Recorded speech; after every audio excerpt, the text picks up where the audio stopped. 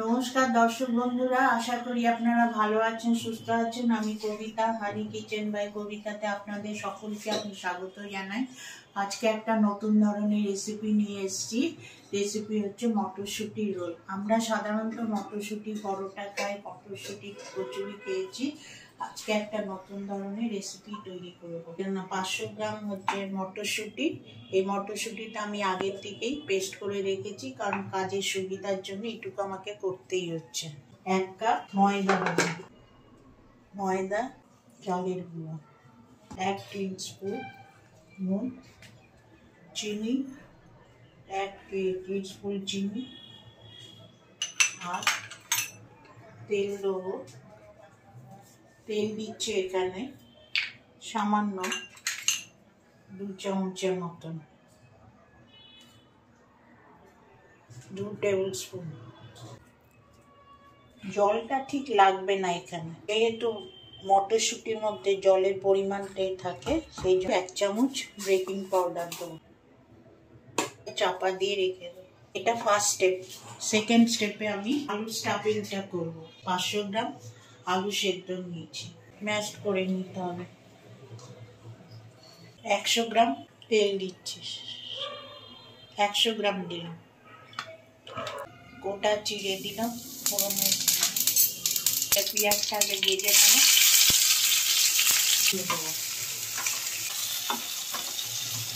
10 গ্রাম আদা দিয়েছি। এখানে রসুন দিয়েছি গোটা 5-6, লঙ্কা গোটা 10, লঙ্কা 2 স্পুন দেবো। টমেটো একটা দিয়েছি, টমেটো।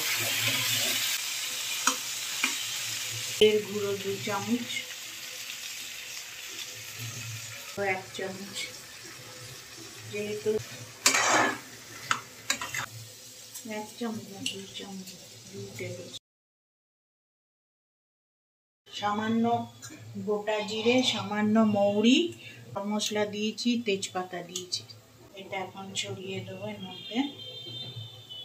ভাজা ঠান্ডা করে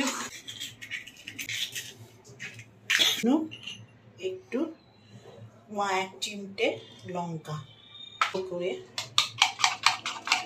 চিলি পাউডার, আর 1 চামচে হাফ চামচে নুন।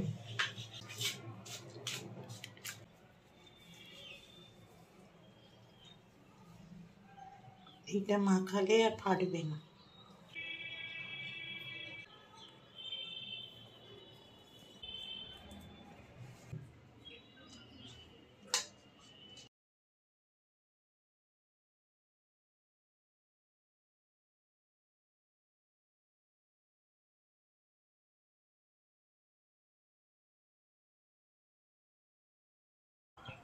তেল দিলাম 150 গ্রামের মতন।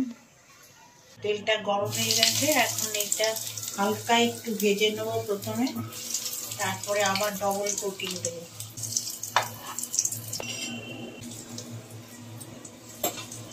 এই হালকা ভাজলাম, ডবল কোটিং ডবল ভাজা দুটোই হবে।